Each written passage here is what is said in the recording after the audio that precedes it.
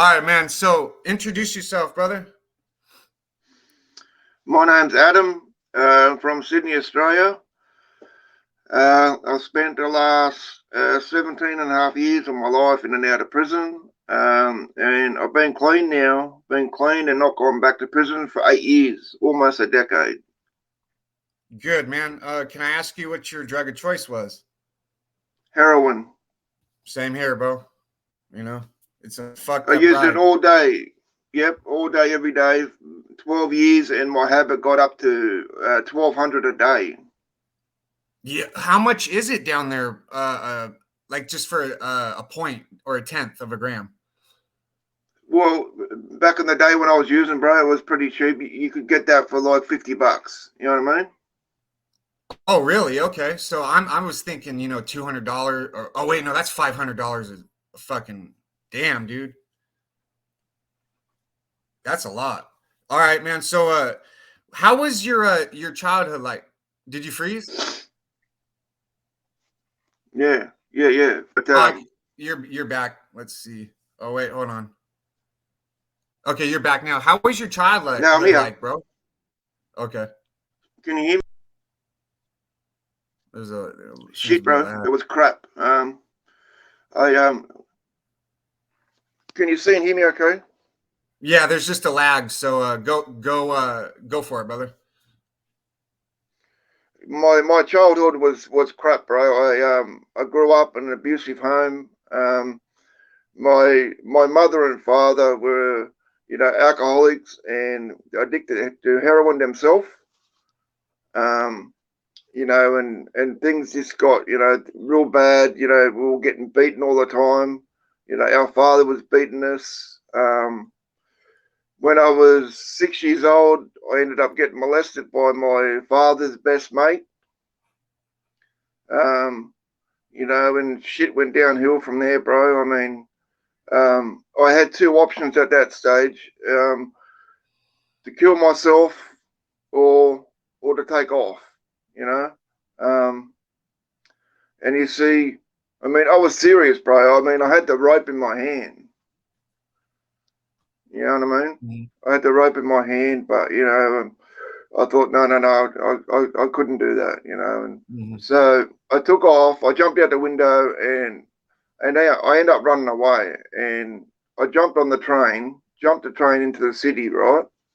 Um, and jumping the train is like, when you don't have money to pay a fare. I mean, naturally, because I was a kid.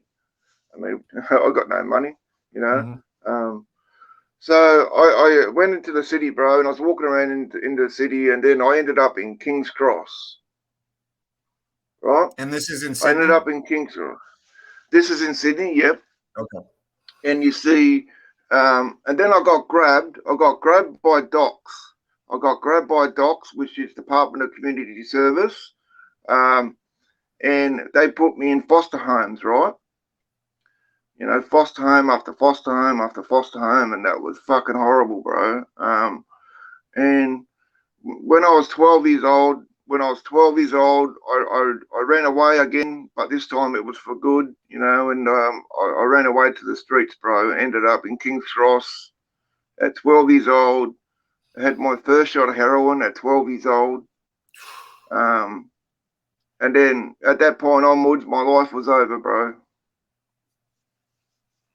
I was So done for.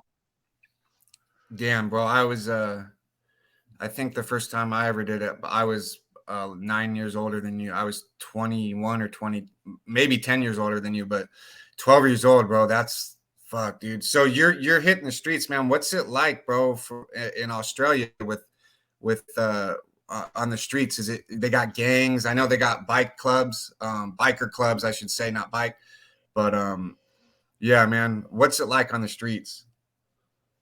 Yeah, well, back in those days, this was in the early 90s. Early to mid 90s, and it was popping. It was popping. It was a very dangerous place.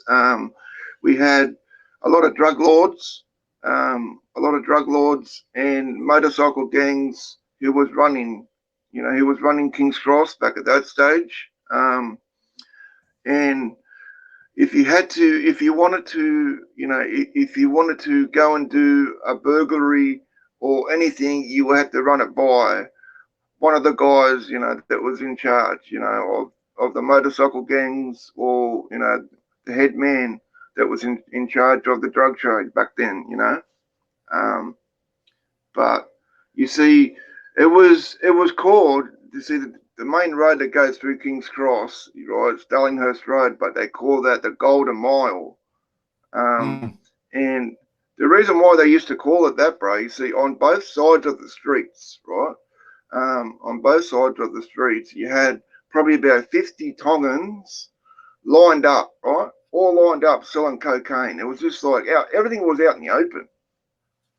Mm. Like it was out in the open. You had nightclubs that was popping, and like there was always shootings and stabbings. Like it was popping back then, bro.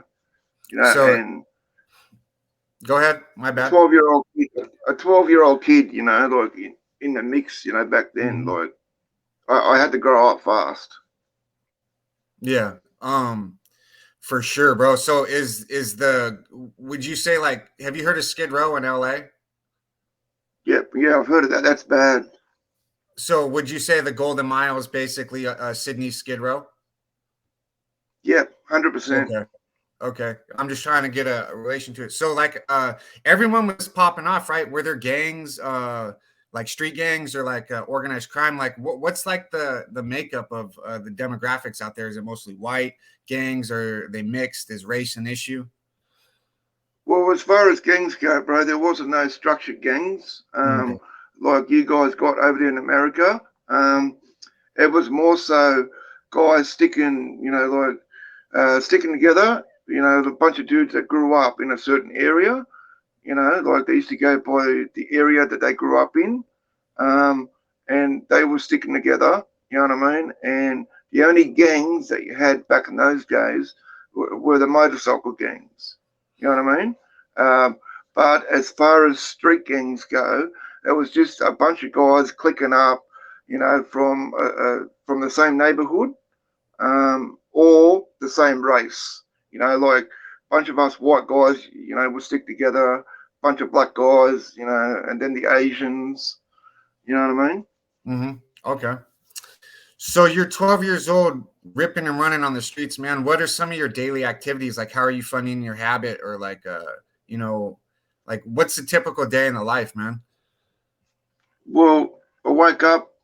I used to wake up in the mornings, and then I had to work out, you know, what I was going to go and hit, what lick I was going to go and do on that day, and I used to walk around and suss out houses. Mm-hmm. You know what I mean? Scope out the houses or scope out businesses that I can rob. But when I was a kid, bro, I was mainly doing burglaries, right? Um, and how I used to commit my burglaries, you got them high rises, right? So, I used to climb up to the fourth floor, right? I used to climb up to the fourth floor because the balcony door, bro, was always unlocked back in those days, always. you know. Mm-hmm. And this was 2, 3 in the morning, and I used to go in there into the apartments when they were asleep and burglarise the apartment, right? Um, that's how I used to mainly fund my habit when I was a kid. Um, and then I started to get into dealing heroin. I became a runner for this dude. Um, but my habit just kept on getting higher and higher. You know, and then I had to do more serious things to get more serious cash. You know what I mean? Mm-hmm. So I started to do street robberies. I was robbing people on the street at knife point. Um, Oh, okay. yeah. And then I met some older dudes. That they were armed robbers, right? Um, they were armed robbers, and they schooled me on doing armed robberies. You know what I mean? And schooled me up on the game, and I got to hanging around with them. And next minute, I'm doing armed robberies. Damn, man. So, and So this is progressing from 12. How old are you now? About 15, 16? I'm 15 years old at this stage. Okay, so you're getting into it with some hitters, correct? Yeah, Okay. some serious guys. Okay, so you become a runner, man. Did you end up starting your own business, so to speak? No, no. Okay. You So know, I was always, you know, working for someone else. okay, I got you. It's just as a runner, or did you ever, get like, a piece or something and just do your own thing? Nothing No, like I was nothing always a not like runner. keys or anything, but No, I was always a runner. okay, I got you. So you're 15, 16, man. Do they have any juvenile stuff like YA or juvenile hall down there? Yeah, they got juvenile detention centres um, here in Sydney, Australia, and I ended up getting like I got first locked up when I was 15 years old. You know, and that was my first offence, and that was for stealing a car. You know, Okay. and that was the first time I got locked up, and I did 19 months for that. And but it's nothing like well, how can I describe it? You know how in America how you've got some of them um, youth detention centres, you know, that are really popping off. They're like, you know, bloody, they're like, they're like gladiator schools, you know, Hmm. like there's fucking shit popping up, you know, left, right, and centre. But it wasn't as bad as that, you know. It really depends on where you went, you know, like if you went to Minda, which is like a minimum, you know, or if you went to Cobbin, which was a maximum security, you know, I mean, there's kids in there, bro, who's in there for armed robbery, murder, you know what I mean, rape, you know, like yeah. Hmm. Um, just to back up, I forgot to ask, what's the court system like? Is it like America? No, it's not. It's no. It's well, it's similar, but it's not as full on. You know what I mean? And we don't hand out, you know, fucking ridiculous sentences like in America does. You know what I mean? Giving some poor guy fucking 50, 60 years. You know what I mean? Because that, I mean, how's he got a chance then? He hasn't. You know. Yeah. Is there rehabilitation But down there? no, they've never focused on that, bro. They've never like. I mean, how it works here. You know, once you get arrested, you see. And the other thing is too, bro. We haven't got jails and prisons like you guys do in America, right? Now, Hmm. how it works is here, when you get arrested by the cops, you get arrested by the cops, whatever area that you've got arrested by the cops in, you'll go back to that police station, right? And they'll take you downstairs to the charge room, and there's always, you know, a bloody custody sergeant, a charge room sergeant, and it's up to him or her if you get bail, bro. Hmm. Um, and fucking, if you get refused bail, then you'll go off, you know, fucking the next day they'll lock you up in the cells. The next day you'll go off to fucking court for what's called a mention, right? Um, and that's just to answer your charges and apply for bail if you want. Um, and if you get refused bail, like I always used to get refused bail. So, you know, after my court case, you sit in the fucking cells all day, you know, from like 7 in the morning to 5 in the afternoon. The truck will come, you know, they'll fucking cuff you up and take you off to prison. Okay, so they don't have you sitting around for months or years on end fighting a case, huh? No, no, no. Okay. I mean, because the longest time that you spent on remand back in those days, it's a lot different now. But back in those days, you know, you'll sit on remand, bro, for maybe like maybe a month, you know, and then you'll get sentenced, classoed, and shipped off to the prison that you're going to serve your time at. Okay, I got you. So going back to juvenile detention centers, what are the politics like down there for the juveniles? Yeah, it is not. There's not so much, you know, as far as politics go, but there was more.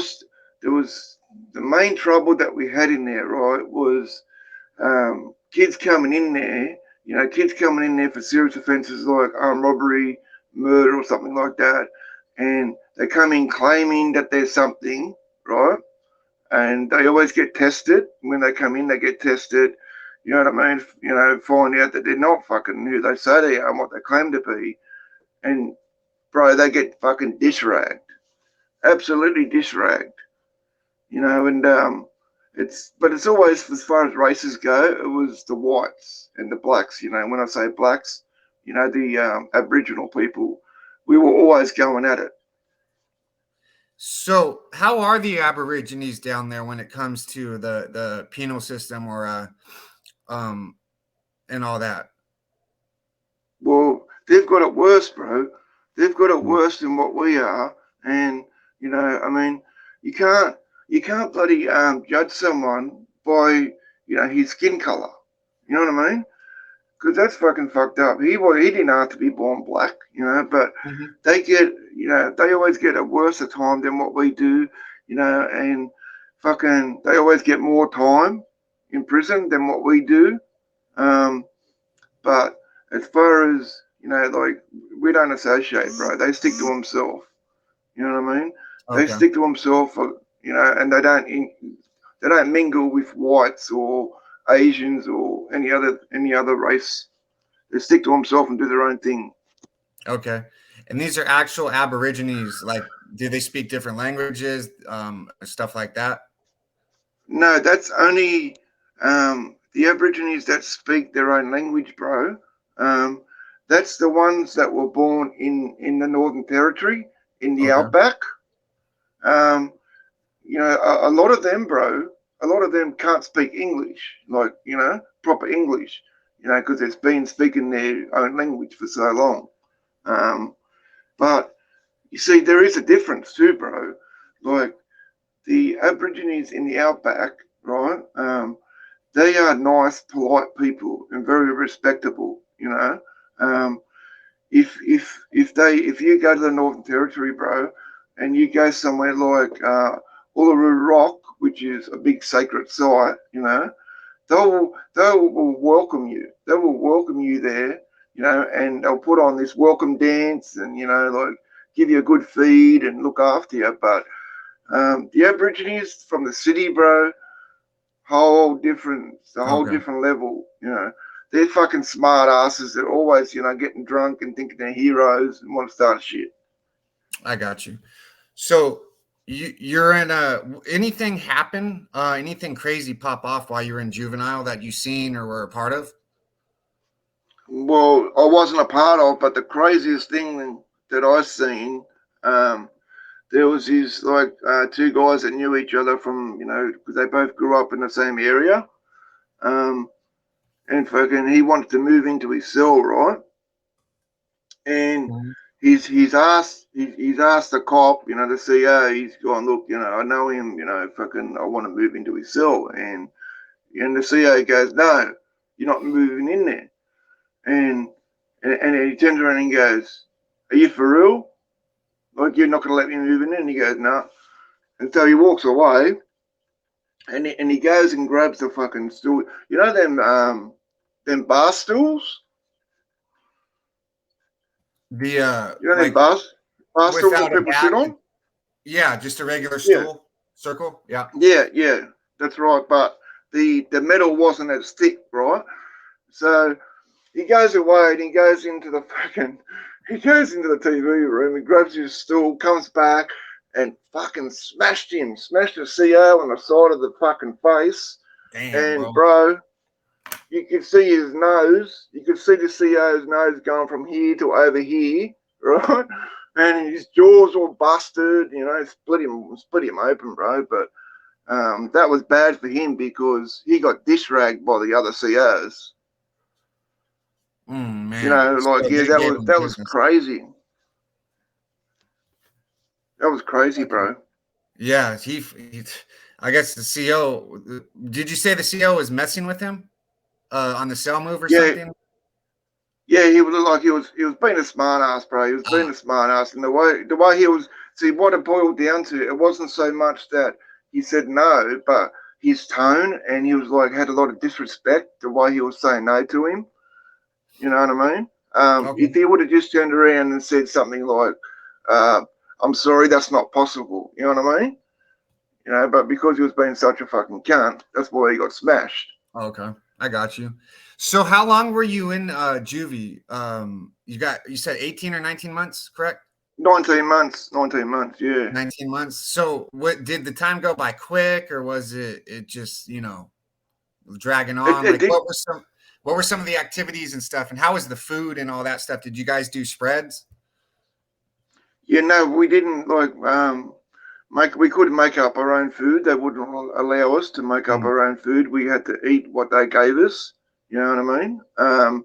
But as far as activities go, bro, I mean that's what made it. The time fly because we had volleyball.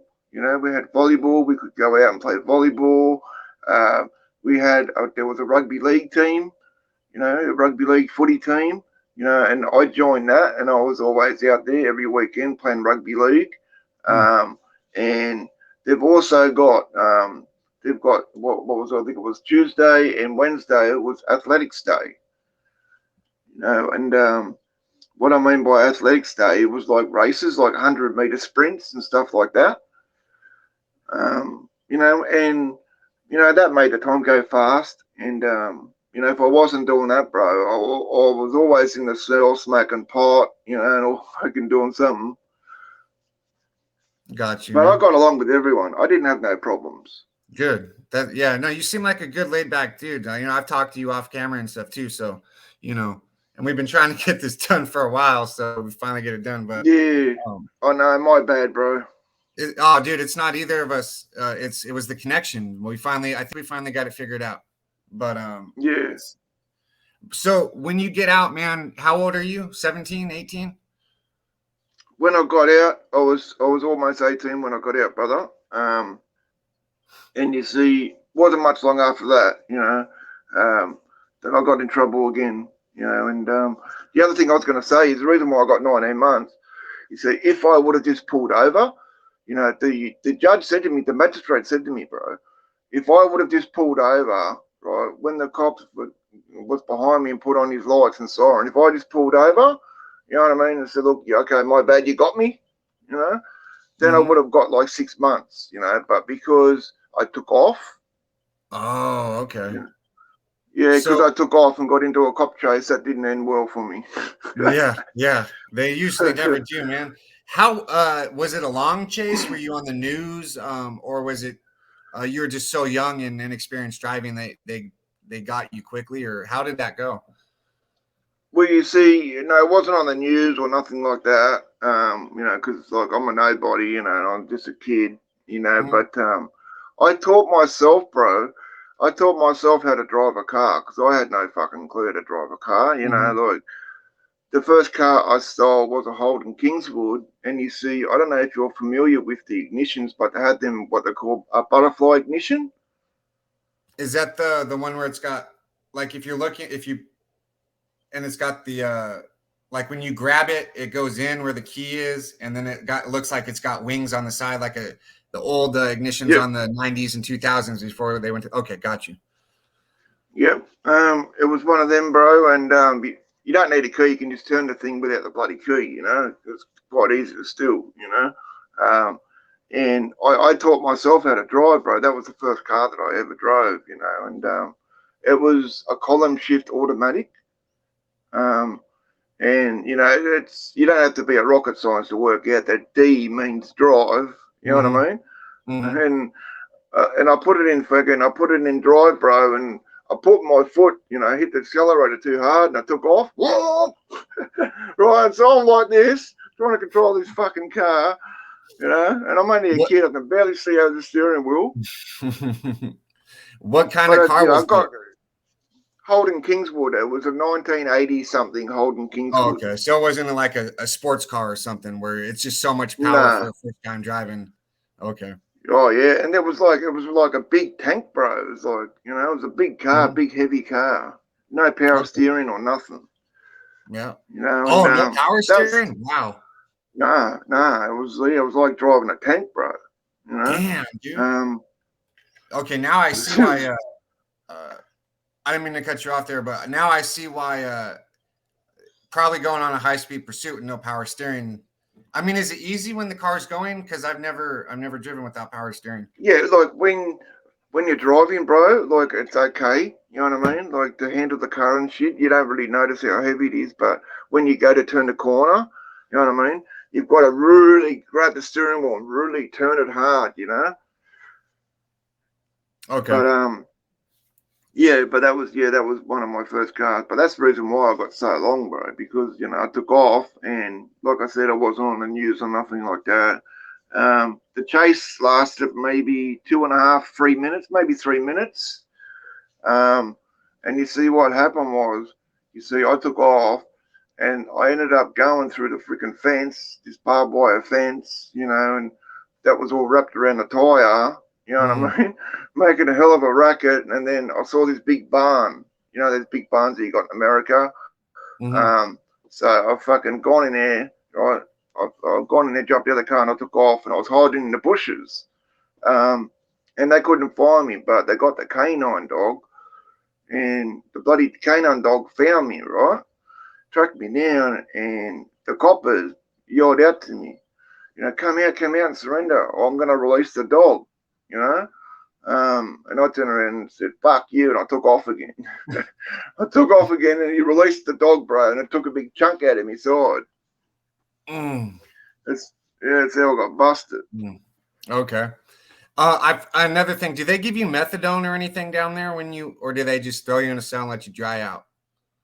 No, they have methadone, they have buprenorphine here. But like when you get locked up to prison, bro, like on heroin, like I was, what they do, they put you in a dry cell, right? After you've seen medical, gone through all that bullshit, they'll put Mm-hmm. you in a dry cell, and they'll leave you in the dry cell for maybe about a week. They're With supposed to come nothing. and check on you. Yeah, with no, you're stark is in there, bro. You're absolutely stark naked, right, in this Damn, dude. fucking dry No cell. methadone, no And that's meds, no nothing. no nothing. All they offered you is like they'll say, "Oh, here's a couple of Panadol." What's Panadol gonna do? Is that Tylenol or like aspirin, ibuprofen? Aspirin, yeah, Okay. aspirin. Oh yeah, that's what it is. And I'm like, really? What the fuck's that gonna do? But if you were on the methadone on the streets, bro, um, it's a lot easier for you to be able to get that in prison because all they got to do is ring up to the clinic or pharmacy and get all the information, right? And then bang, within maybe a couple of hours, you'll get dosed. Okay. Um, but if you weren't on methadone when you're on the streets and you come in and you're hanging out, it's gonna be rough. It's gonna be rough. It is possible to get on the methadone in there or buprenorphine, but it's hard. It takes Mm. a while. Yeah, but that kind of makes no sense if by the time you get it, usually drying off of short-acting opiates, a week. Oh, you still get the post-acute withdrawals, and you still don't feel normal after a week, but the worst of it's over, right? It depends on your That's body right, too. but what a lot of guys were doing, Get a loaded. lot of Yeah. guys back then, they were only getting on the methadone, bro, to divert it, to get it out and sell it. Okay. And then That's after a week too, that's depending on the dose they give you, it could get you loaded too, right? well, yeah. I mean, well, it all depends too on like how big your habit was. You know what I mean? Like if you had a big habit, like I did, that wouldn't even touch the sides. Because by law they're only allowed to start you off on 30 milligrams, which is 6 mils of methadone, right? That's shit, bro. It's not going to do nothing for me. You know what Yeah, I mean? I got you. But So, yeah, that's where the big so money is: getting the done out, methadone, and oh, buprenorphine. how much do those go for? Just one pill or one strip? Well, one strip back then, bro, will cost you $100. It's even a lot more now. So you get out. How long were you out of juvenile detention? Before I got arrested again, a few months. A few months. I was there for a few months, and I ended up getting busted. Right, I ended up getting busted for selling the heroin. Um, and you see what happened was, because when they arrested me and took me in the cop shop, because I was sitting there saying no comment, no comment. You know, they were trying to fucking scare me, you know, into bloody talk and all that fucking bullshit. I just kept on saying no comment, you know, and Mhm. I got busted. I only had like at that stage, I only had like 4 caps left, bro. And I had 250s and 200s. So caps that you guys put them in capsules. Yeah, put them in capsules, Okay. and then we'll get balloons. Put them inside the balloons and tie the balloon up. And you see, bro, I used to carry them in my mouth, right, along my bottom jawline and Mhm. up the top there. That's how I used to carry them, bro. I could eat and drink, not a problem. Not swallow Okay. one. It's amazing how if you had anything else in your mouth, it'd be swallowed in a matter of seconds. But that fucking little treasure, you ain't losing it. You know. Nah, hell Yep. no. Yep. It takes some practice, but you can do it. Yeah. It's You like the know, dudes yeah. from New York who hide the razor blades, man. That's nuts too. Yeah, oh yeah, because one wrong move or something, bro, can slice your fucking mouth open. Or that Yeah. comes open, man, and they you overdose it or something, you know. But so you're out a couple months, man. So you got caught selling again. So were you just out as soon as you got out? You're back on ripping and running, and then you started running again. And okay, Yeah. so you're back in, Straight bro. back to So the you're back in jail. What? Run me through that, please. Oh wait. You're in well, adult jail now, right? in adult jail, that's right. 18 years old, bro. 18 years old. But what happened was, you see, um, I ended up like got charged and I got refused bail, sent off to prison, right? And I went with the first court case, the first hearing that I went to. Um, the magistrate said to the cops, right? Said to the cops, you know, because they wanted a brief of evidence and they wanted, you know, he wanted to read through the statements and what the cops were saying, you know, and see all the evidence. You know, there was fuck all evidence, bro, because all they had, right, all they had, like, because they were trying to say that I was a big supplier, you know, this, that, and third, and fucking the magistrate has gone, look, he only had 4 caps, you know, he only had 4 caps of heroin, you know what I mean? And I was just saying it was for personal use. Mm-hmm. You know what I mean? That's what I told my lawyer. I said it's personal use. I'm not selling nothing like that, you know. Um, and so what happened was, bro, I ended up getting sent to a program, right? They sent me to a program. Um, it was like for people using heroin and, you know, fucking, it was the in-house program. Sort of like, how can I explain it? Sort of like halfway houses in America. It was similar to that. Um, but it was called Like a MTAR. wait, It was houses, you mean like a cell? like, yeah, when I say Okay. houses, like I'm talking about, you know, like in a fucking cell, you know, you're in the cell and you got like a Okay. housing unit, a big housing unit. Um, and there was a program there called MTAR, and I got into that, you know, and I wasn't, to be honest with you, bro, I'll keep it 100. It wasn't to better myself, you know, it was just to try and get out of a fucking prison sentence. You know what I mean? Mhm. Um, and that was the only reason why that I was in there. And the fucking magistrate ended up sentencing me to 4 months of this program, right?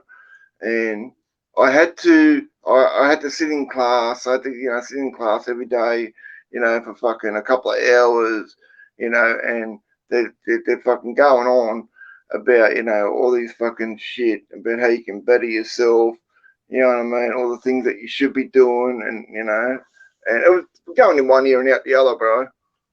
To be honest with you know, I wasn't paying much attention. Um, and then like I ended up fucking up. I fucked that up, you know, but I ended up getting out. I ended up getting out, bro, and that was when things got really serious for me because that's when I got into armed robberies. So how You know long what did I they mean? give you for the cells though? The What's that? capsule, the sales charge. How much time did they give you for that?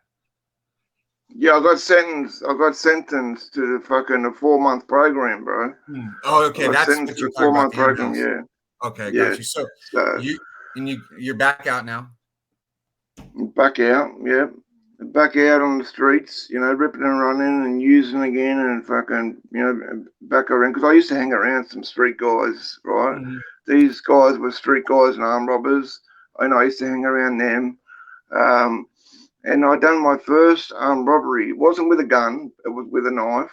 Um, and a lot of people said to me, "How can it be armed robbery? Because it's not a gun, right?" But here in Sydney, Australia, bro, if you go into any kind of business with a knife, a metal pole, a brick, that's armed robbery, right? But anyway, um, Wow. I'm 18 years old and I've got a knife, a decent sized knife, bro. And I ended up going in. I ended up going into a bottle shop. It was a bottle shop, and I went in there and I fucking said to the guy behind the counter, I said, dude, Mhm. you got two options. And he goes, what's that? And I said, give me the money or lose your life. Damn. You know what I mean? Yeah, and he Mhm. gave me the money and like it was only like a couple of $1,000, bro. Okay. It was only a couple of $1,000, you know what I mean? And stupid me, like because you're not thinking about, bro. You're not thinking about, covering your face or nothing like that. I mean, because all I had on was a fucking me baseball cap, me Mhm. sunglasses, right? Yep. And stupid fucking me, not thinking, but maybe about a week later, I'm walking down the street. I'm walking down the street, Main Street, King's Cross, and I'm talking to Johnny. He's one of the guys that I know from the street, and all of a sudden his fucking black van pulls up. His black van with fucking, dark tinted windows, bro, right? And then fucking all these cops start jumping out, right? All these cops fucking jumped out. Get on the Mhm. ground, get on the ground. I knew why they were there, and I knew I was done. Got arrested, taken off, got charged for armed robbery. Um, only took about a couple of weeks to get sentenced, and then I ended up getting 4.5 years on the top with a non-parole period of 3.5 years Three and a on half the years for bottom. armed robbery. That's right, bro. Yep. You got 3.5 years for armed robbery, bro. So were you like, oh fuck, man? After they jumped, did you run after they jumped out of the van, or did they I just no have you no. surrounded? Yeah, they had me cornered. I couldn't go anywhere, bro. Like, because when they jumped out of that fucking van, they surrounded me. Okay. You know what I mean? They surrounded me and they threw me on the fucking ground, Johnny, and yeah. Didn't have a chance to do anything, bro. Didn't even have a chance to blink or anything. Just happened so fast. Yeah. So they knew what they were doing. So and how long did it take them from the time you committed the robbery to them showing up? It was a week. It was a week or two, bro, Okay. before I got busted. So Okay. I wasn't out for very long after I done it. And so when you okay, so and then they come, they hem you up, bro. So you're drying out and you're looking at do they tell you how much time you're looking at, or do you have to like go in, this is what I did? Do you cop a plea type thing? Well, what happens is when I get charged, right? I get to go in the cop shop. I get charged because I know, bro. I know I might be young, but I'm not stupid. And I know that you never ever talk to the cops, no matter what. You know what I mean? Especially Mhm. without a lawyer. So I used to say no comment, and then I used to say, look, I want a lawyer. Look, the lawyer comes, and he or she will sit down, and the first thing he or she will ask you, bro, did you do it? Right? Did you do this armed robbery? You know what I mean? And one thing about me is I used to take responsibility for everything that I did, bro. Right? And because I mean, it was on me, nobody else. Yeah. And I said, look, yeah, look, I'm guilty. I'm guilty. It's me. They've got me. And this, she goes, well, what do you want to do? He or she say, what do you want to do? I say, look, I want to plead guilty. I want to get this fucking over and done with. Get my time and just fucking, And how it works is too, bro. If you plead guilty, from the earliest possible fucking moment of when like first get into court, you'll get a discount.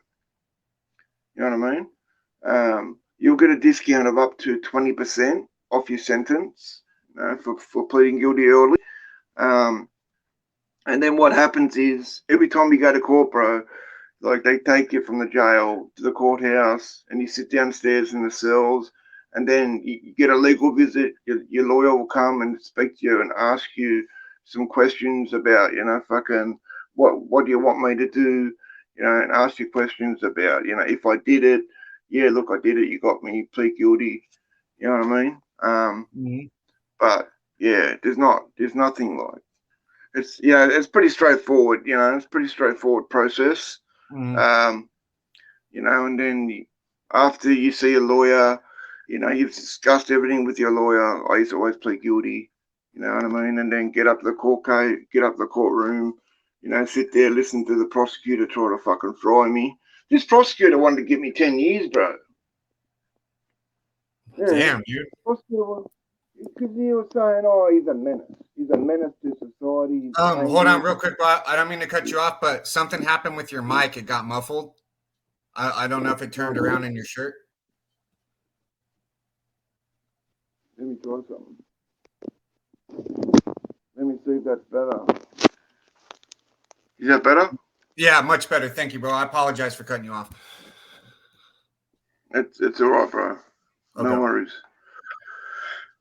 But you see, bro, I used to always, like I said, take responsibility, right, for my actions, and the magistrate fucking said, look, I thank you for pleading guilty and for not wasting the court's time, and meaning, if I pleaded not guilty, and then I would have to fucking come back and forwards and that. Mhm. Um, and this fucking prosecutor, bro, was trying to give me 10 years because he was trying to make me out to be some fucking psycho on the streets, You're saying I'm dangerous and I shouldn't be out there on the streets, I'm a danger to fucking society, all this bullshit, And my lawyer got up and said, look, Your Honor, he's only judging this man by what he sees in front of him. You know what I mean? Like what's written in black and white. And he goes, he's not a dangerous man. He's not who, Mhm. he's been, who they portray him as, I did what I had to do to survive. You know what I mean?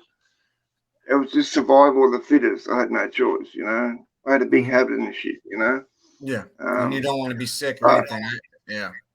yeah, that's right, exactly, But thankfully, I was, it didn't really phase me, bro, when I got sentenced, when he handed down the sentence, it didn't really phase me, Okay, so but you sounded like you wanted to get out of the jail, and just get the time rocking and rolling. So this is your first time.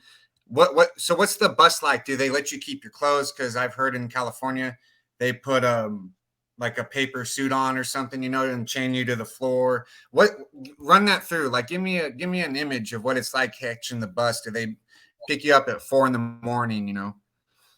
well, it's a truck, right? It's a truck here, um, and you see, bro, you wear your own clothes, like you can wear your civilian clothes. When you have got a court case, bro, and you're in jail, they'll ask you if you want to wear, because we wear bottle green, right? They'll say, do you want to wear your greens or you want to wear your street clothes? It's up to you. Mhm. You know what I mean? But I myself always used to wear my greens because what's the fucking point in putting on my street clothes? I'm not going anywhere. You know what I mean? Mhm. Um, so what happens is, bro, you change in like I said, if you want to wear your greens, you stay in that. But if you change into your clothes, you can do that. And then they'll put you on the truck, right? Yeah, and you see but it sucks, bro. Going to court fucking sucks because what they smartasses do, they'll wake you up at 4 o'clock in the morning, right? Mhm. They'll wake you up at 4 o'clock in the morning. They'll open up the door and then they'll say your last name, and then they'll say you got caught this morning. Be ready in 10 minutes, right? And then you've got to you've got to then like make up your package and what I say about package because what I used to do, bro, get some tobacco because we could smoke back then. I used to get like a little pinch of tobacco, some papers, some matches, and a flint to light it. And I used to put that in a sort of a little piece of plastic, burn it, and then put it up the safe. You know what I mean? And that's how I used to go to court with that. But what they do to smart asses, they'll come and get you, and they'll take you down to reception, from the wing where you're at. They'll take you down to reception. You get processed in, and they've got this like a thumb scanner where you put your thumb on it. You put your thumb on that, and then like your picture will come up, your name, everything comes up, and then once all that's done, then they'll take you through into the receiving part, and that's where he asks you if you want to wear your greens or your civilian clothes. You know what I mean? A lot of guys used to like wearing the civilian clothes, bro, because they just like to get out the greens for a bit. You know what I mean? And just feel a bit normal. And then once you get like, no matter what, bro, if you stay in your greens or civilian clothes, you go in this fucking room. It's sort of like, how can I, when you go into a shop to try clothes on, they got them changing rooms. Well, it's a bit like that, and then you go in there, but it's not as full on as America, right? They don't make you, squat and cough and all that sort of bullshit. What they'll do, bro, they'll get you to run your fingers through your hair, right? You run your fingers through your hair, then you show the back of your ears, run your fucking, you got to get you to your pinky and run it around your gum line, and then you lift your crown jewels, and then they'll ask you to turn around and show the bottoms of your feet, right? That's it, bro. That's as far as searching goes. There's no squatting and coughing and all that bullshit. Yeah. And then you'll get, changed out, and they'll put you in the fucking holding cells and receiving part there, and they'll leave you there for hours, bro. Right? They'll leave you there for fucking hours, and they've come and got you at 4 o'clock in the fucking morning. You go down there, go through all that bullshit, and then you're sitting there from maybe like 4:30 in the morning right up until like 7:30, bro. 7:30, 8 o'clock. They'll leave you sitting there for hours in this fucking cell. Tiny ass cell with, maybe 7, 8 other guys in there. You know what I mean? Oh, this is before you go to your house, though, correct? Or is this your house? This is before you go from the jail, right? This is before you go from the jail to the fucking courthouse. This is the process on how it all works. Cuff you up, put you on the truck, you know what I mean? And you get handcuffed, and you got to say your min number, your last name before you get on the truck, and they'll put you on the fucking truck and then take you off the court. And it's the same way, it's the same coming back from court. You know what I mean? Same process, bro. Got you. So you're waiting to get your house, man. So are there like older cats running the politics down to you? Like, what are the politics like for the adults? Well, you see, it was the older guys that had more pull and more say. Us young guys, we could voice our opinion on certain things, bro. But as far as when it came to decisions, you know what I mean, or something happening, it was up to the old cats if I could sort that out. You know what I mean? We had no say whatsoever. It wasn't up to us. They more or less ran things, and what they call in America, crash dummies. Yeah. That's how it is here with a lot of the younger guys, because the older guys get the younger ones to be their crash dummy. Okay, I got you. I got put straight in the killing fields, bro. Maximum security prison. We'll get right to that. I'm just curious though. Are there gangs and stuff in there now? Are you dealing with? There's like but they've segregated it now. See how they've done it. When I was going to prison, bro, it wasn't all segregated. Different races could mix with other races. You know what I mean? But that was where all the problems started. You know what I mean? Because you say, for example, the whites are beefing with the Aborigines. You know what I mean? That beef keeps on going on, and things escalate, and then shit pop off. But now the yards are segregated. Oh, okay. When did that happen? What around what years did that change? Jam. 2003. Okay. 2003, they segregated everything. And that was because all the problems that were happening, right? Because of all the fights, all the stabbings, the killings, that's why they had to, segregate guys. So, because back then, brother, on the main line in Goulburn and in the mid-90s, Goulburn was known as the killing fields. Anyone can Google it and they can find out that for themselves. Everyone was mixed in. It was like walking into a fucking war zone. Yeah. Look, I'm only 18 years old, bro. Yeah, well, that's what they do in America, man. They throw these young kids in these killing zones, these gladiator scores, these war zones, man. But tell us what it's like, bro. 18 years old, man. What were you feeling? What was it like walking in? What was one of the most dangerous prisons? You're telling me in Australia, correct? Maximum. Yeah, at that time, So, yeah. Like I've said to a couple other people on their channel that I've been on, I'll keep it 100 with you. I mean, I wasn't scared. But I was nervous. I was a bit nervous because I just wasn't, too sure, what to expect. But I was ready. I was ready though, bro. And you know what this CEO said to me as soon as I got off the truck and got into receiving? Fucking, this CEO turned around and says to me, "Are you ready? Are you ready for this?" Right? And I said, "I was fucking born ready. Let's go." And I said to the CEO, I said, "I'm telling you right now, I'm walking in here as a man and I'm walking out of here as a man." And the CEO goes, "Okay." Yeah. All right. And he takes me, takes me and a couple other guys, to our wing. And bro, I'm walking down the path, right? I'm walking down the path, and you've got fucking yards on this side, yards on that side. You got these big yoked up dudes, big massive guys, and they're yelling, at us, pointing at us. "Oh, you fucking fresh mate, yeah, I want him, and they're fucking yelling out all this shit to us, and I'm just giving them the death stare, bro. These other guys weren't even looking at them, they had their head down, but I was giving them the death stare as if to say, "Look, I'm fucking ready for whatever you got," So, I mean, yeah, I was nervous, bro. I wasn't scared, and because I already knew where I was going to end up. I already knew I was going to go to prison, bro. That was a given, you know what I mean? And I wasn't, like I said, I was nervous, but I wasn't scared because I've been through a lot of shit on the streets, you know what I mean?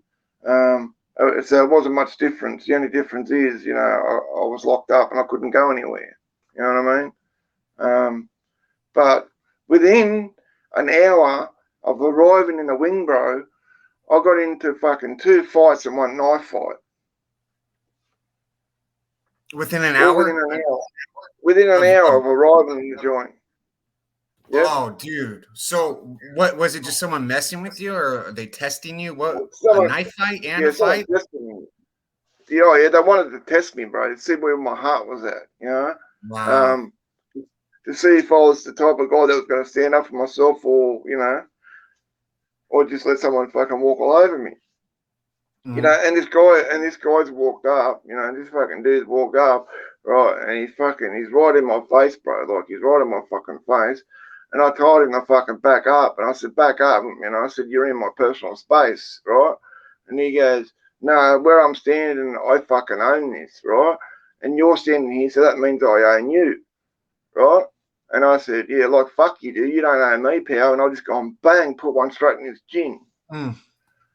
Right, and then fucking, we're into it, bro. We're into it right fucking there, And then I got into a fight, and like, I'll keep it 100 with you, bro. He fucked me up. Like he busted me nose, black eye, and fat lip and shit. But he had a black eye too. He had a black eye too, brother. But me and him later on down the road became cool, and when that's all finished and I've gone up to me fucking cell, bro, to get fucking situated. I haven't even made my bed or fucking nothing. Yeah. Yeah. Fucking hey, dude. So I get up to my cell and I'm starting to make me fucking bed, right? And then, like, I'm bent over, bro, on my bed, you know what I mean, trying to fucking put the sheets there. And you know how you can feel someone behind you? And Mm-hmm. I could feel it, you know what I mean? It's like when someone's staring at you from behind, you can feel it. And I turned around, and there's this big fucking Aboriginal guy fucking just standing there looking at me with this stupid smile on his face. And he was like standing in the doorway, right, bro, but he was almost in my cell, right? Mm. And I've said to him, what the fuck do you think you're doing? Back up. You know what I mean? And he turned around and goes to me, I like what I see. You know, this is what he said Mm. to me, I like what I see. And I Damn, said, well, man. I don't give a fuck what you like. It's not happening. You know, and he goes, look, if I want something, right, I want something and I see something that I like, I always get it. And I said, well, not this time, pal. You know what I mean? And I said, fucking, and then he walks into my cell, bro. He walks into my cell, right? And then, like, I'm thinking to myself, no, fuck this cunt. And then there was like a little fan, bro. You know those little desk fans, Yeah. um, sitting on the fucking on the fucking little table. It wasn't my fan. It was my Sally's fan. Um, but I ended up fixing him up for that. He was cool. He understood. But I picked that up and I smashed him over the fucking side of the head with it. Right? I smashed him up the side of the head with his fan, and like we're in the cell fighting, bro. And fucking luckily my celly came running up and a couple of his mates come running up, you know, and fucking dragged him out of the cell and he got fucked up himself, you know, and but I ended up meeting this lifer, bro. I ended up meeting this lifer, you know, he took me under his wing, brother. He had fucking 4 life sentences, Wow. right? Mm-hmm. Never getting out. He's never getting out, you know, and he schooled me on prison, bro. I mean, I already knew what to expect and what not to expect. You know, what to do and what not to do. You know what I mean? Um, Keep my eyes down, but my ears open. I already knew all that sort of shit. You know, and he schooled me. He schooled me on prison, and he gave me a shank. Mm. Because you just had to back then. You had to carry one, bro. It was mandatory. But he said to me, he said to me, Sandman, he says, look, don't carry this unless you're prepared to use it because there's guys in here that won't hesitate to take your life. You know what I mean? Um, Mm-hmm. and then Guys, you don't what play. happened, the reason why I got into it, no, yeah, well, exactly. You know, and the reason why I got into this knife fight, bro, is because I'll be straight up with you and be totally 100 with you, keep 100 with you. This dude, like, he looked like he was fucking chiseled out of grindstone because he was big, bro. He yelped up the guy, massive, right? Yeah. And he had hands on him. He had fucking hands on him, and I knew that I couldn't beat him in Yeah. a fight, you know, in a straight up fight. So I've gone to myself, now I'm just gonna fucking stab him up, Yeah. you know. I had no Fuck. choice, bro. It was all of that. I'll just let him do whatever, you know. Yeah. No, that ain't. Um, Yeah. No, I agree with you. and the reason why that happened is because he disrespected me, bro. He called me a bitch. Oh, can't do that in there. Bro, he called me a bitch, and I fucking said to him, even though I knew that I couldn't beat him, I said, right, up in me cell, get in me fucking cell, let's go. You know what I mean? And my celly, he was looking at me, bro, and he's shaking his head like that, and he's going like this, right? He's going like that. No, no, no. Telling me, don't do it, don't go in that cell with him. You know, but I went in the cell with him, and fucking, bro, closed the fucking door, right? And he walked in, right, to the cell, and I had the fucking shank, right? I had the shank down the side of my pants ready to go, and I pulled it out and I stabbed him straight in the guts, right? I stabbed him straight in the fucking guts, bro, and it dropped him like a sack of potatoes. Dropped him like a sack of potatoes, and then I stabbed him again. I think I got him round about the shoulder, you know. And then his mates, because he had his mates standing outside on the tier, you know, and fucking they come in and grabbed him and took him out. So And took him out. So now, did that affect you mentally, bro? Like, did it? it fucked you up that now you had to stick someone? Like, do you deal with PTSD or anything from that? I know you probably deal with it from other stuff, but how was it the first time you had to actually do that to someone? Well, after it happened, like, and I'm sitting there, bro, on my bunk, right? And I'm looking at the shank and it's got the fucking his blood on it, right? And I'm thinking to myself, fuck, I just stuck this in his fucking dude, and I could have killed him. You know what I mean? And then I thought to myself, it is what it is. Better him than me. Yeah, yeah. They weren't That was my expecting you to attitude. pull that banger out. No, he wasn't expecting that at all, bro. He probably thought that I was just some fucking young fucking white dude that fucking, you just can't let him do whatever to me, and after what I went through when I was 6 years old, bro, always said to myself, no one's ever going to do that to me again. If I've got to take their life, so be it. It's not happening again. So what happened And with that situation? Did they catch you or you get away with it? well, you see what, back in those days, bro, when guys got the pending, if it wasn't too bad, like he only got, stabbed a couple of times. So he went in the cell and he got his mates like to patch him up. You know what I mean? To patch him up because it's like, it wasn't too serious. But the only times when, fucking they get taken out to fucking, get medical help is if they got stabbed multiple times. You know what I mean? That's the only time when the COs and shit get involved. But like him as well as these other dudes that I fought before him, right? They ended up respecting me. They ended up showing me a lot of respect after that. You know what I mean? And they turned around and said to me, because I asked them, I said, "What the fuck was your problem?" I said, "I just arrived here and bang, you're on my ass." And they just said, "Look, we just want to see if you got heart." And I'm like, "What the fuck?"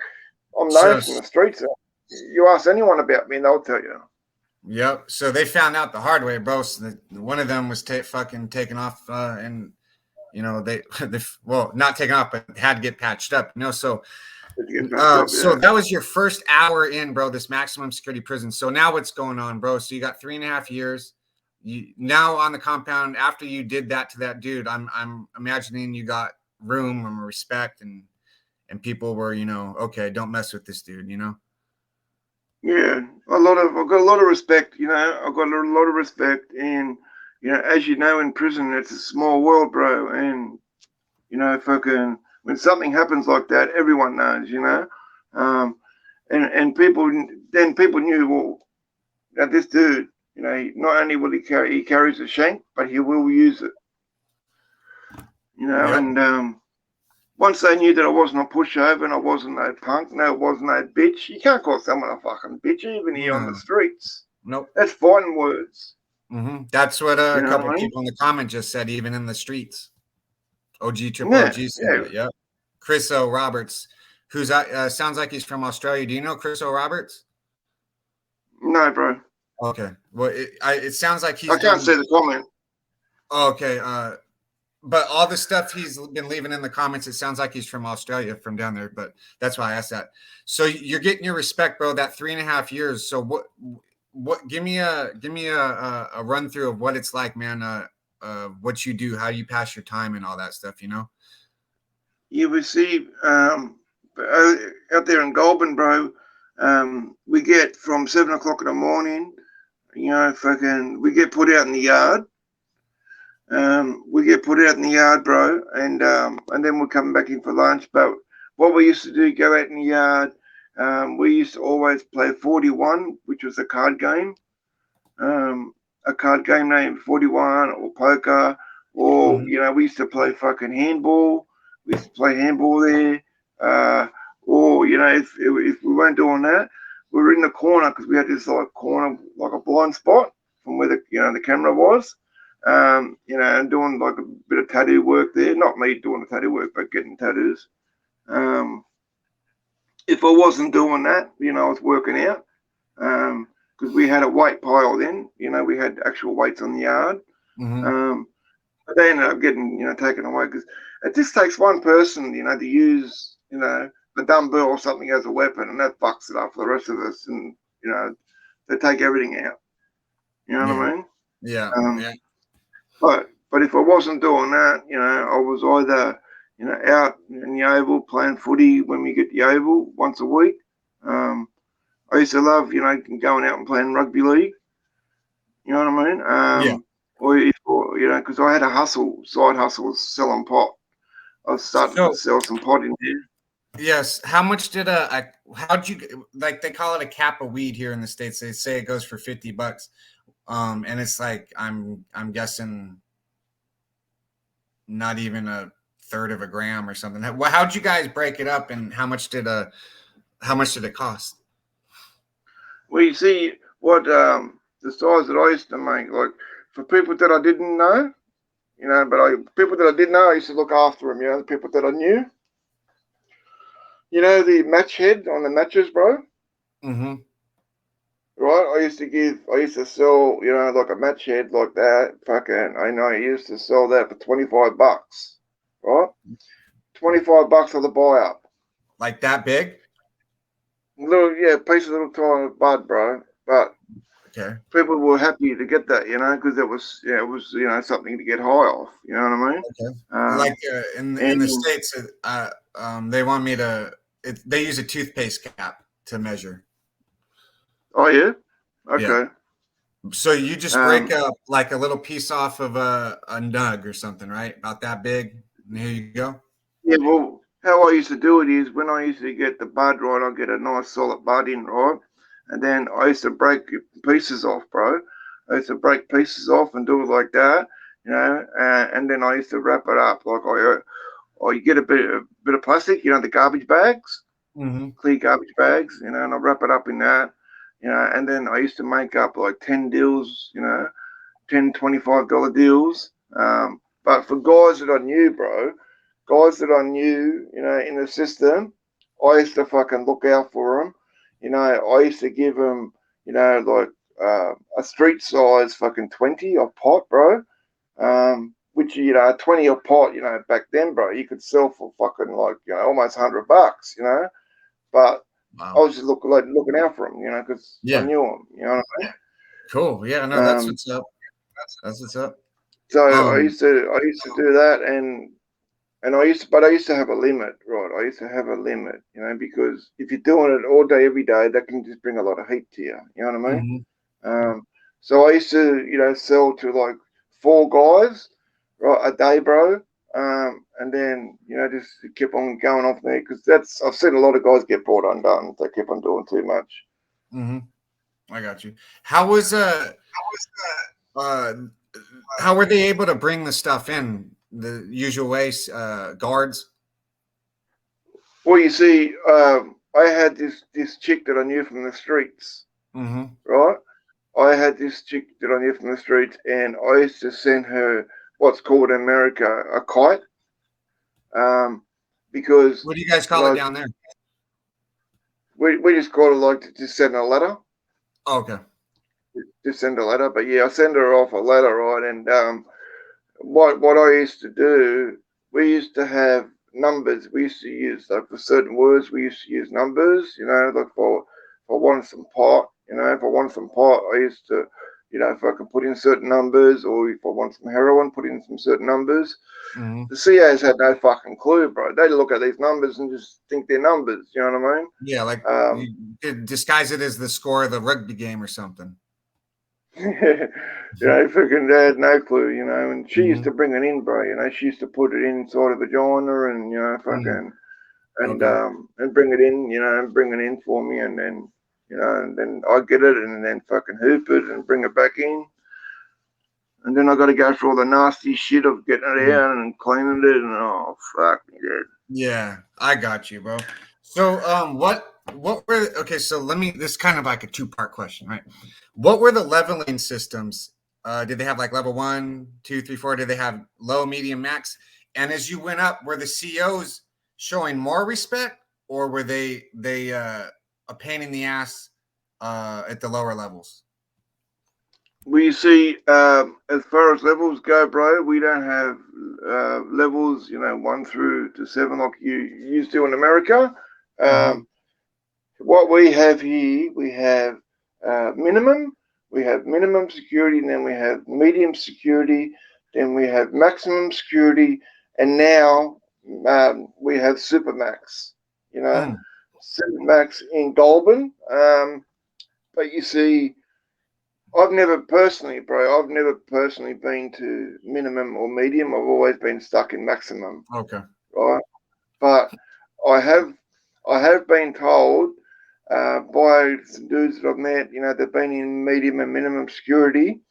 The fucking COs are absolutely total fucking disrespectful, and they're total fucking assholes, total fucking cunts. And if I had to think about it, like the COs back then, bro, because it was a maximum security prison, it was like the killing fields, but a lot of COs respected guys. You know what I mean? We had mutual respect. It wasn't like it was a friendship or nothing like that. It was just mutual respect. You know what I mean? Certain COs, us inmates respected, and that were the COs that, like I used to like to call the laid back CO. You know what I mean? If he sees you doing some tattoo work, bro, or smoking pot in the cell, he doesn't give a fuck about that. He'll just tell you to be more careful and keep it moving. You know what I mean? Got you. Were you guys allowed to have electronics, and were the prisons like clean or dirty? Like electronics, yeah, we were allowed to have electronics, TVs, radios, okay, cool. rice cookers, a Breville. When I say Breville, like how you make ham and cheese, toasted sangers. Okay. Sandwiches. Yeah. Yeah, that's what a Breville is. But you see the TVs that we had, bro. Them old fucking, them bulky 34 centimeter TV. It wasn't a flat screen. The old TVs. They had the Zenith or Zenith down there. Yeah, I remember those. Yeah, and we had them, 34 centimeter color TV with remote control. A what? You could with the remote control. Oh, okay, cool. Wow, they actually let you have the remote. Oh yeah, yeah. Kicking back in the cell, you got a remote control. And change the channels is pretty cool. Okay. And you see, you can buy clothes as well. But it's different. It's separate. You'll have. It's not called canteen here, bro. We call it buy up. Buy up. You can spend buy up, yeah. And you can spend $60 a week at the buy up. And then we had a separate one called activity buy up, and on the activity buy up, you know what I mean? Like you could buy your TVs, clothes. You could buy greens, like fucking shoes, sunnies, hats, shit like that. But on the normal buy up, that's where you buy your tobacco, your food, toiletries, shit like that. Is tobacco still legal in prisons down there? No, that's been going for years. Yeah, got you. So you're the only country that I know of that you can smoke in the prisons is England. Oh, okay. Wow, that's crazy. So they you're doing your time in a maximum security penitentiary, bro, and you've already had a knife fight. You got your respect. You're in the house, right? You're doing your 3.5 years. So, how once you're done with the 3.5? Oh, first, what was something crazy other than you sticking some disrespectful dude? What was some of the shit that would pop off? Were there any riots, racial riots? There was when it comes to a fierce, massive riot, like an all-in riot. I haven't been in nothing like that, but I've been in what you would call a minor riot. You know what I mean? Just smashing up the housing unit and just going ballistic. But as far as shit popping off, and the worst thing that I used to see, like for example, there was two main things that used to fucking make shit pop off: a drug debt or gambling debt. Okay. You know what I mean? That's kind of, especially the drug debt. That's a big one. Seems. Oh yeah, you'll get guys, bro, that will pick up, you'll get guys tick up some heroin, some pot, or whatever, and you could get bloody fucking ice. But who would want to be speeding off the head in prison? I mean, that's just crazy. You know what I mean? That's what I reckon. But what guys used to do, they used to tick up some heroin and that, knowing full well that they're not going to be able to fucking, fix up this debt, but they keep on ticking up and ticking up and Yep. ticking up. I don't Right? know why they do And then that. eventually, I know, it's crazy. And then that guy, just has enough. He thinks that you're fucking treating him like a fucking, like a punk, treating him like a punk. He's some pushover. And then that's where I've seen a lot of guys get stabbed, get sliced up with razor blades. Like there was this one dude, bro, that owed this guy. By that stage, he was like a couple hundred or so in debt. You know what this dude did, bro? He got some boiling. He got some boiling fucking hot water, and he fucking put loads and loads of fucking salt in No, there because he got oil. some salt from the fucking kitchen. Oh, Um, no. yeah, he put loads and loads of salt in the boiling water. Then he went and got a fucking Mars bar. Went and got a fucking Mars bar, put that in there, and then put it in the microwave, right? Got it sizzling, fucking bubbling hot, bro, right? And this dude, bro, he fucking didn't know what to do, right? He walks up to him, sees him coming towards him with this cup in his hand, right? And he walks straight up to this dude, bro, fucking bang, straight in his face, right? He throws his fucking shit straight in his face, this guy. He's screaming, bro. I could still hear the screams now. That's how bad the screams Oh, were, I bet, bro. Did you the know? skin just melt? And I was going to say that, and I was like his fucking face just fell off onto the floor, bro. His fucking Oh, face man. just fell off, you know. Damn. And I'm sitting there, I'm looking at it, and I'm going, and I'm looking at me silly, right? I'm going, the fuck? Let's get out of here, bro. Let's go this way. Yeah. But that was crazy, bro. That was like the fuck. I've never seen nothing like that in my life. And the screams, like I say, bro, like fuck, he dead. His face is like melted. His face just melted off, bro. Yeah. And he's fell on the floor. And when he put his hands up on his face, that was a bad move, because the fuck he had all his skin all over his hands. Like his face was on the floor. He's screaming his fucking head off, bro. And the COs come running in and grabbed him up and dragged him out. I don't know what happened to him. Never saw him again. Damn, dude, that's crazy. Yeah, you definitely. I've heard that the screams for stuff like that, people remember it. They'll have dreams. They'll remember it to this day, like they're sitting right next to them, or certain things will trigger it. Wow. Oh yeah. So after the 3.5 years, you get out, bro. What goes on from then? Well, after I got out, of fucking prison, I went straight back to the streets. Straight back to King's Cross, straight back into the street life, started using fucking heroin and, deep into the streets again. And, but you see, my bad, bro, I'm just plugging my charger in. All good, bro. But I was never out, bro. I was never out, like I never lasted. Each time that I got out, I wasn't even out for 4 months and I was back in. Always, and also here, I forgot to mention, when you get out, bro, if you get out on parole, right, you've got to report to your parole officer within 24 hours of release, right? I myself never did that. I never reported once. Like within 24 hours, like never. I went straight back to the streets. Okay. And then, so Always. do they call that absconding down there, or? Yeah, like they put out a first instance warrant for your arrest, and then you'll just be on the run until they catch you, and the reason why, bro, that people used to say to me, ask me, why did I get parole?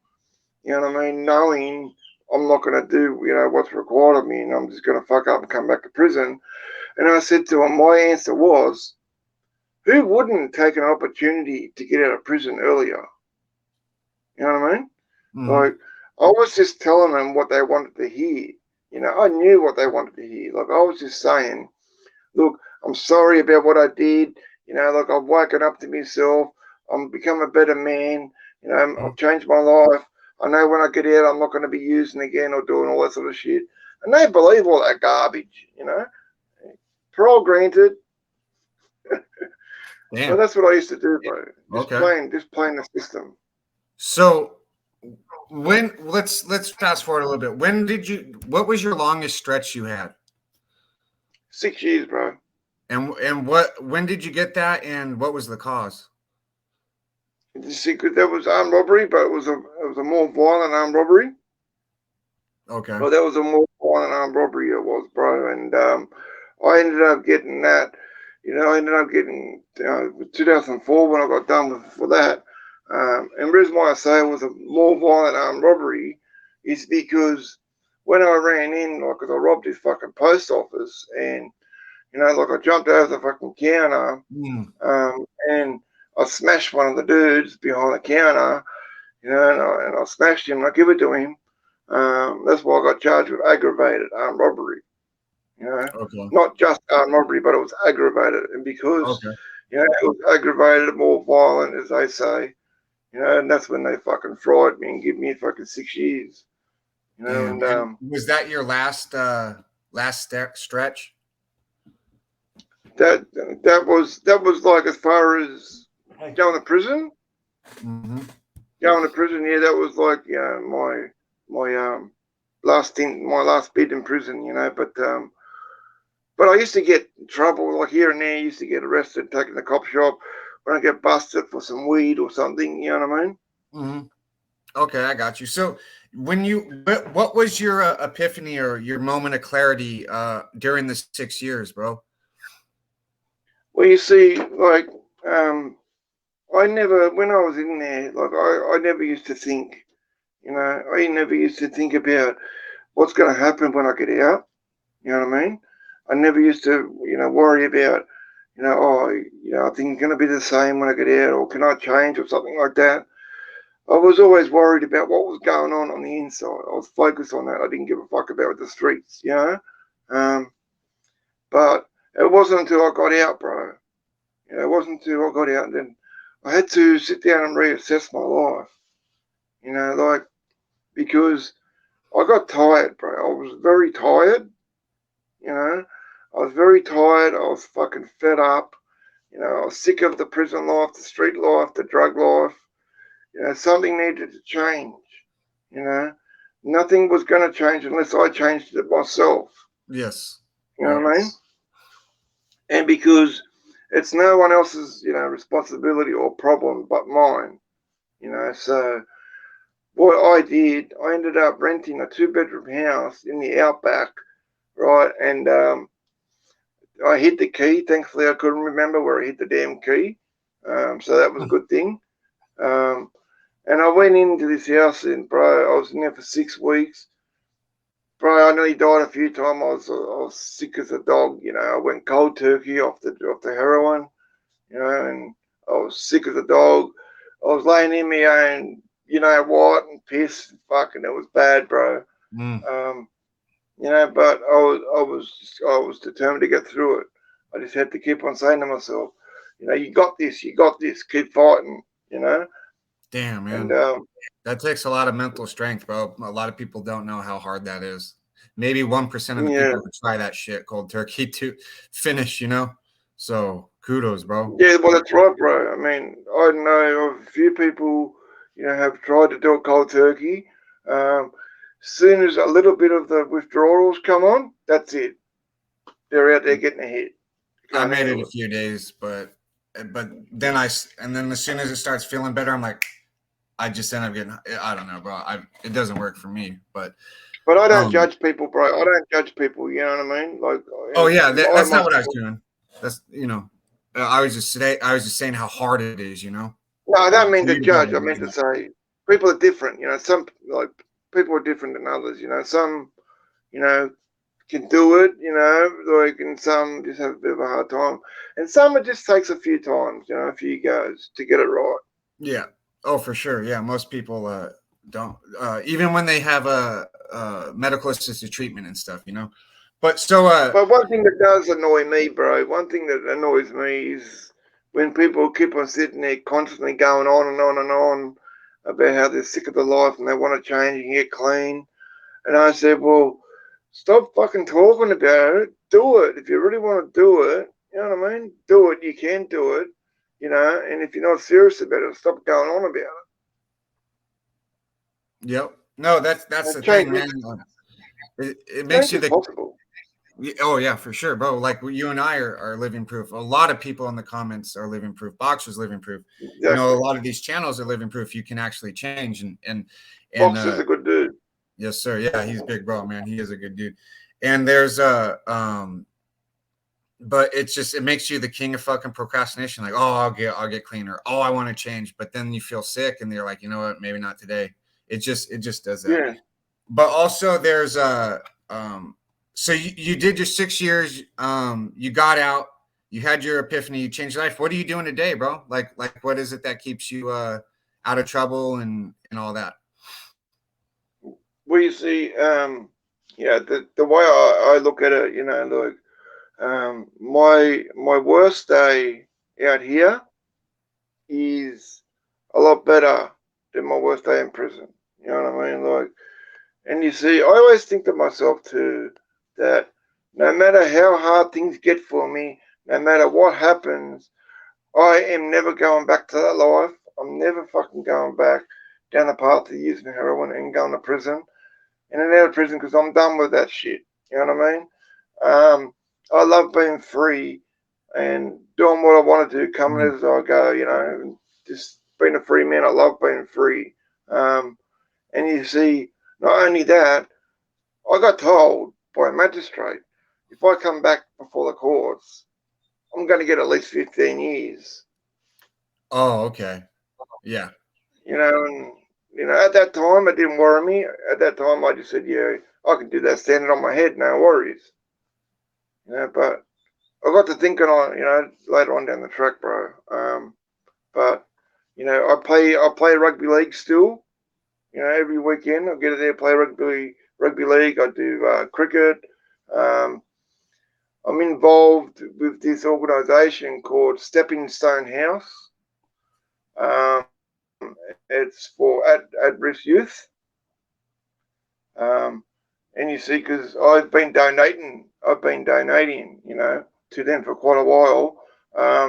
And he sent me an email, wanting to catch up. He wants to catch up and have a coffee, and he wants to talk to me because he said, "Look, I can help because like I've been there, as a kid on the streets. I know what they're going through." Um, and so I'm going to go in there to the Stepping Stone House and talk to these kids, bro. Get involved in that, because I just want to help. I just want to do what I can to try and help, try and help them kids not to go down the same path as I did. Mhm. I just So want to give a positive message. yeah, no, and that's awesome, bro. And I know you're gonna be able to do that with your channel. So you know, with the 15 years over your head, do they have a three strikes law in No, Australia?